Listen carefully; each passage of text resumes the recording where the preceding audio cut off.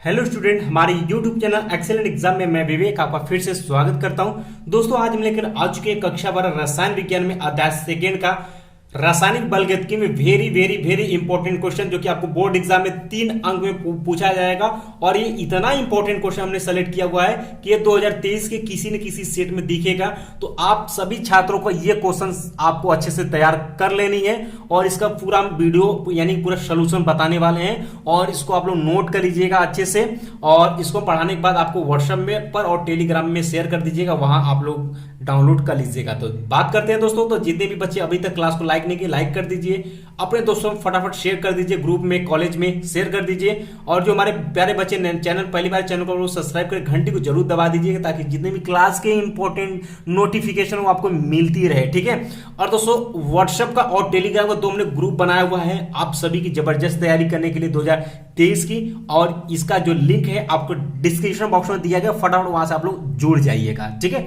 जुड़ जाएंगे तो आपको ये पढ़ाने के बाद जो पीडीएफ है आपको वहां पर आसानी से मिल जाएगा, और इसको आपको तैयार करना है। ठीक है। तो दोस्तों, आज के वीडियो में हमने जो क्वेश्चन सेलेक्ट किया हुआ है ये लगभग हर साल पूछा गया है, यानी कि दोस्तों देख सकते हर साल ये प्रश्न आ रहा है। तो ये 2 क्वेश्चन जो हमने सेलेक्ट किया हुआ है, और ये कितने अंक का है? 3 अंक का है। तो 3 अंक का क्वेश्चन जो है बहुत ही इंपॉर्टेंट है। तो सभी छात्रों को ये 2 क्वेश्चन इस अध्याय का याद होना चाहिए, यानी कि यही क्वेश्चन जो है आपको 2023 के बोर्ड एग्जाम में जरूर से मिलेगा। तो आपको तैयार कर लें, क्योंकि बहुत सारे बच्चे बोलते हैं सर इंपॉर्टेंट बताइए। तो इंपॉर्टेंट तो यही है, ये 2030 में आएगा, तो सभी बच्चे इसको तैयार करेंगे। ठीक है। तो अभी तक आप लोग शेयर नहीं किए वीडियो को, आप लोग शेयर कर दीजिए ताकि सभी बच्चों को पता हो सके। ठीक है। तो शेयर करके आ जाइए।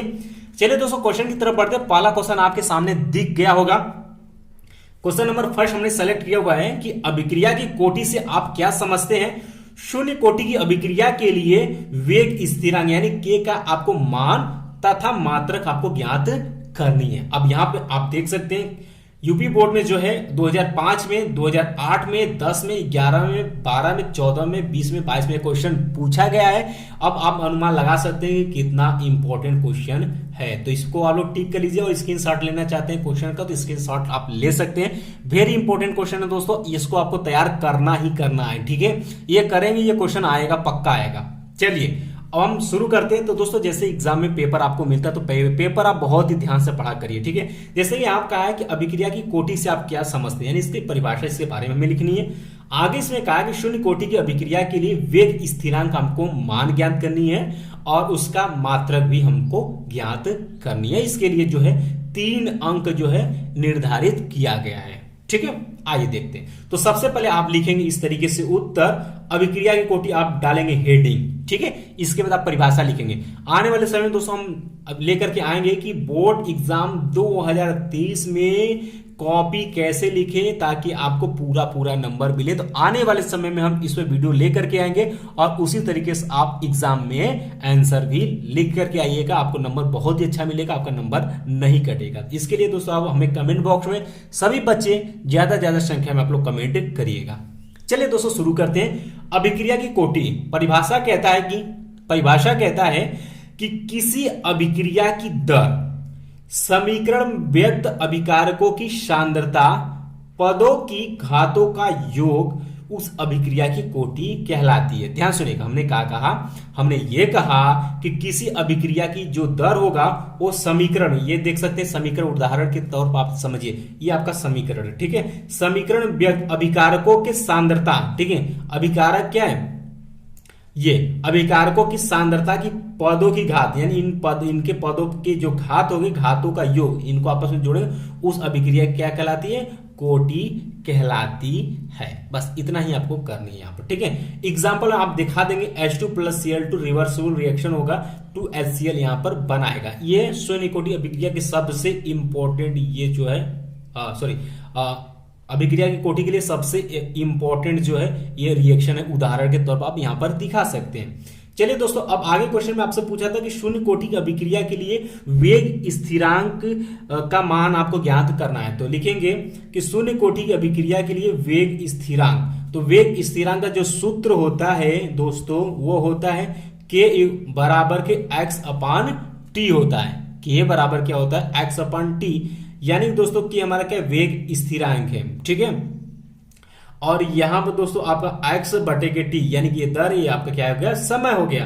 तो यहाँ पे लिखेंगे k का मात्रक बराबर x का मात्रक बटे के t का मात्रक। तो यहाँ पे ये x का है दर, ठीक है। तो इसका क्या हो जाएगा, इसका मात्रक, x का मात्रक क्या होता है, मोल पर लीटर, याद रखिएगा। यहाँ पे क्या होगा, x का मात्रक मोल पर लीटर होगा, मोल पर लीटर, और t का यानी कि समय, समय का मात्रक क्या होगा, सेकेंड हो गया। अब इसको भी क्या करेंगे, हम ऊपर लेकर के जाएंगे और लीटर को भी ऊपर लेकर के जाएंगे।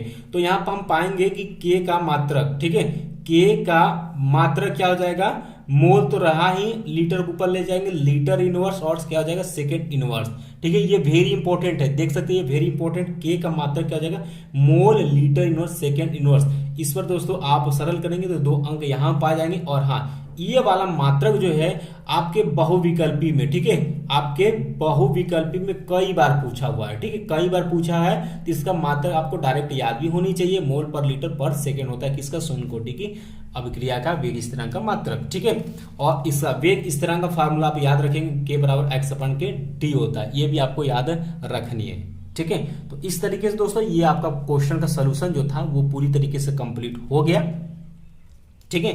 अब दोस्तों जो सेकेंड वाला क्वेश्चन है, ध्यान सुनिएगा, ये तो आपका फर्स्ट वाला क्वेश्चन था, जो इसका सेकेंड वाला क्वेश्चन है वो और वेरी इंपॉर्टेंट है, यानी वो लगभग हर साल आया ही आया है, ठीक है, वो मतलब लगातार पूछा जा रहा है। तो दूसरा वाला क्वेश्चन इससे भी इंपॉर्टेंट है, आइए देखते हैं दोस्तों। क्वेश्चन नंबर जो सेकेंड है कि अभिक्रिया की कोटि को परिभाषित कीजिए। अभी जस्ट हमने आपको अभिक्रिया कोटि की परिभाषा बताया, यह आणविकता से किस प्रकार भिन्न है, एक उदाहरण देकर आपको समझानी है। इस तरीके से जो क्वेश्चन पूछा गया था वो 2005 में, 9 में, 10 में और 2017 में इस तरीके से क्वेश्चन पूछा हुआ था।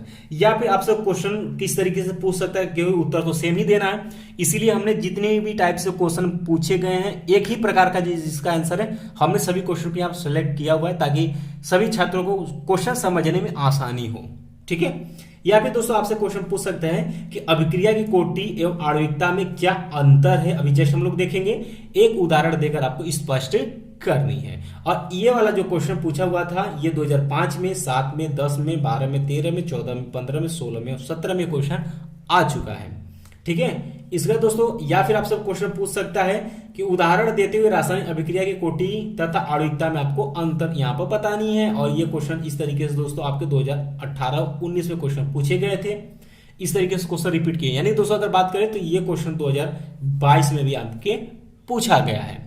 तो चलिए दोस्तों ये क्वेश्चन हमने 3 टाइप से बता दिए जो कि आपके क्वेश्चन एग्जाम में किस किस तरीके से पूछ सकता है, हमने सब कुछ सेलेक्ट किया हुआ है, देख सकते हैं। यानी कि लगभग हर साल ये क्वेश्चन आया हुआ है।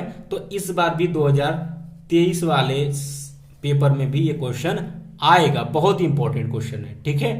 चलिए दोस्तों आप लिखेंगे उत्तर इस तरीके से और हेडिंग डालेंगे अभिक्रिया की कोटि, ठीक है। इसी तरीके से आप हेडिंग भी डाल करके ये एग्जाम में लिखेंगे। परिभाषा जैसे अभी हमने बताया, फिर एक बार हम लोग रिपीट कर लेते हैं। अभिक्रिया कोटि बोलता है कि किसी अभिक्रिया की दर जो है समीकरण व्यक्त अभिकारकों के सांद्रता पदों की घातों का योग जो होता है उस अभिक्रिया की कोटि कहलाती है। उदाहरण हमने बताया कि सबसे अच्छा उदाहरण H2+Cl2+ रिवर्स यानी उत्क्रमणीय अभिक्रिया होगी और ये 2HCl यहाँ पर बना लेगा।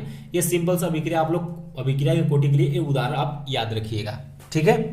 अब दोस्तों इसके बाद हमसे क्वेश्चन क्या क्या पूछा, अब हमसे क्वेश्चन पूछा था कि अभिक्रिया की कोटि एवं आणविकता में क्या अंतर होता है। वेरी इंपॉर्टेंट, ये तो पूछता है, छोटा में पूछेगा, कहीं ना कहीं ये पूछ ही लेता है पेपर में। आइए इसको देखते हैं इनका अंतर। तो दोस्तों यहाँ पर आप हेडिंग डालेंगे कि अभिक्रिया की आणविकता तथा कोटि में अंतर। तो एक तरफ जो है आप लिखेंगे अभिक्रिया की आणविकता और दूसरी तरफ लिखें अभिक्रिया की कोटि, ठीक है। इस तरीके से आप लिखेंगे। तो पहला जो पॉइंट है, पहला पॉइंट आप लोग लिखेंगे कि यह एक सैद्धांतिक मान होता है, ठीक है।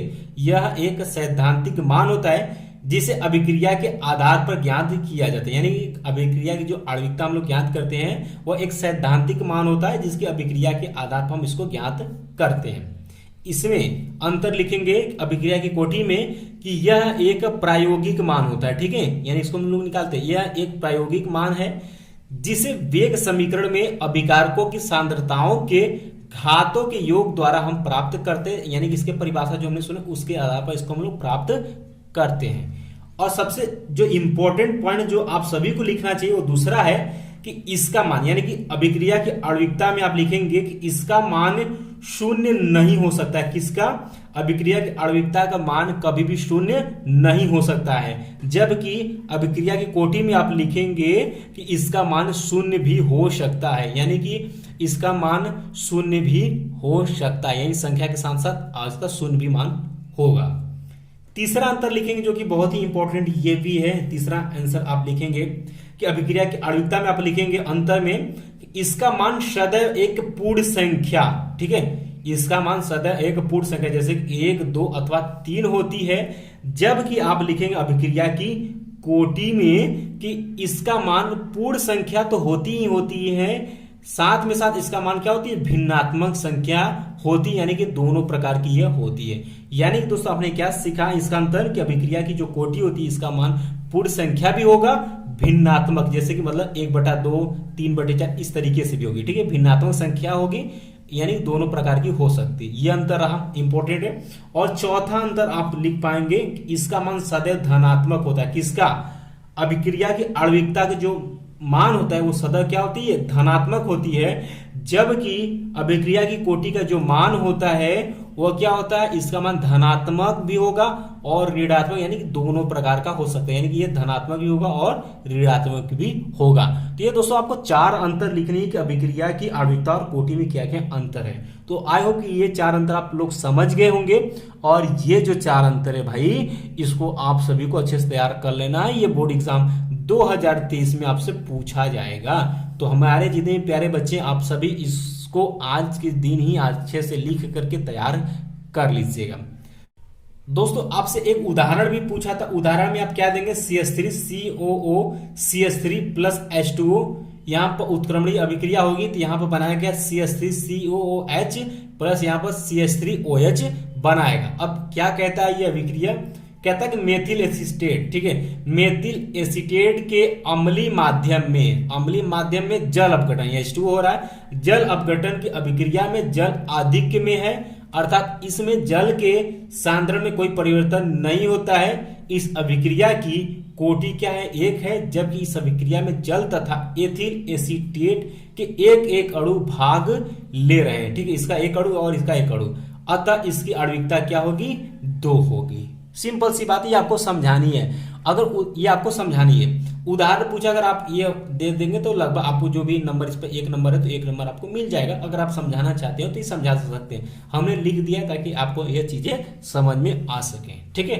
तो दोस्तों आई होप कि आज ये सेशन आपको अच्छे समझ में आ गया है। यानी कि दोस्तों ये 2 क्वेश्चन इतना भी महत्वपूर्ण था कि आप सभी को आपको तैयार करना है। अगर आप चाहते हैं कि केमिस्ट्री में हमारा 90+ नंबर आ जाए तो इसके लिए आपको इस 2 क्वेश्चन को अच्छे से तैयार कर लेनी है।